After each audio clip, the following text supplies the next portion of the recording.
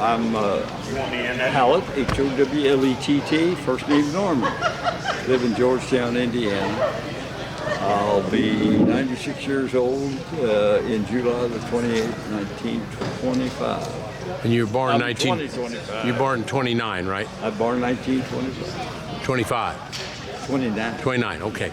Now tell us, you were talking about Greenland and P-38 and also some B-17s. Tell us about those experiences. Well, this is sort of secondhand, but I actually saw the plane that they worked on.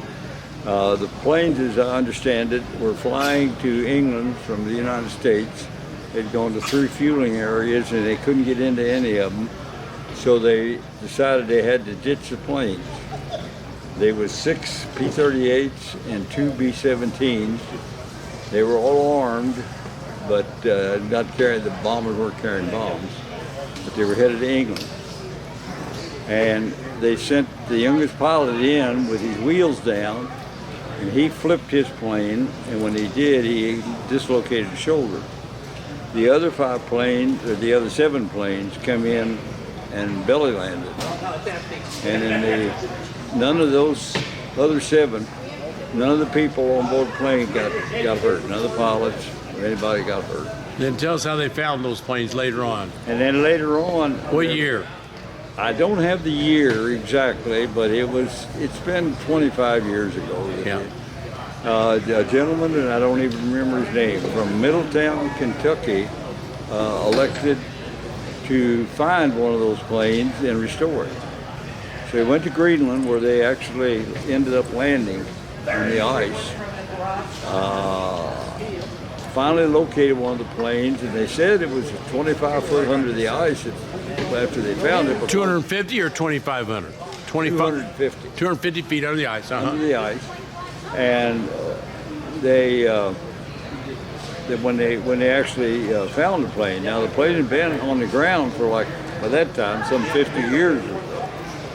It wasn't on the ground, it was under that ice.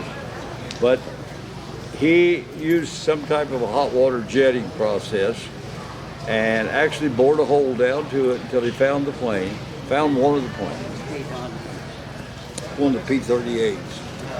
In the process of finding it, they found the B-17, but the P-38 was a lot more structurally sound than the P-38. The P-38s, they said, might have been a foot tall in some places, but for the most part, they were just completely collapsed by the ice.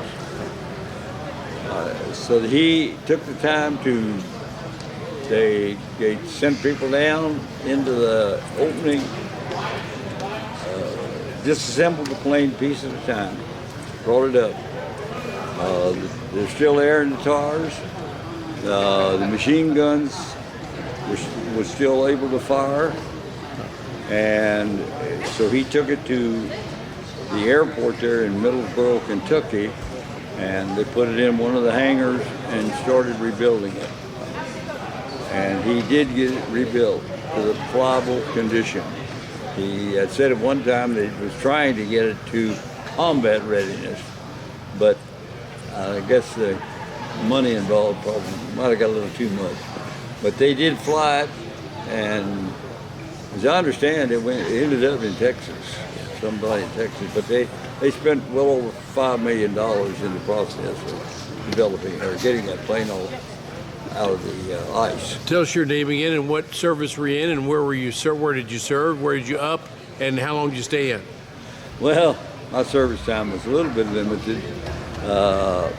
I was in service 51, 52, and part of 53.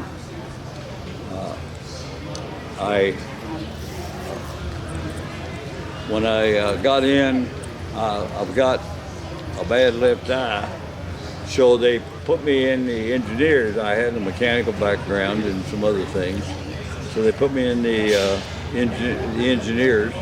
Only we were connected with a group called Scarboff. That's special category, Army attached to Air Force. So I was in the Army, and my pay came out from the Army, but actually I was always on air bases. You never were, not in Korea, never in Korea? Well, there was two companies of maintenance people. I was in one company, and the other company had 3 people, more than we did. They went to Korea, and I ended up in all places of Orlando, Florida Air Force Base. So I was connected with heavy equipment maintenance, and we ended up going down into the British Isles, the British West Indies, and there we was building airstrips for the downrange missile program. We built one 5,000 foot long, and then we were building the second one 15,000 foot long. Wow, that's a long way. Yeah, that was a long one. It was almost as long as the island they built it on. The island we built the first one on was San Salvador, which that was the island that Columbus thought he discovered America when he landed in this area.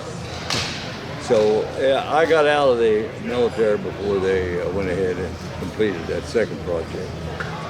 Well, thank you for all your information. Bring your family here. You come back, don't be a stranger.